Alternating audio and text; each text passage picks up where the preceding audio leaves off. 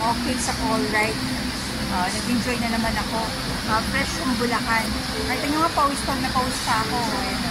Galing talaga akong Bulacan. Dumiretso na ako agad dito at tumupas na, nagtrabaho agad.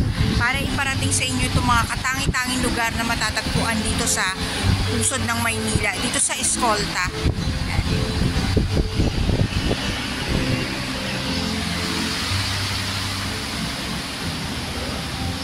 Ang gaganda talaga ng mga bags doon. Yung parang pag ikaw lang meron no, na unique ka, diba?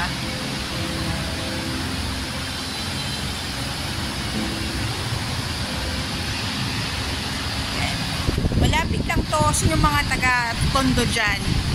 Yung mga taga-Recto dyan, taga-Quiapo. You can reach out here. Nakita niyo yung guard yung nagbigay sa akin ng ticket. Si Kuya, taga-Sapok.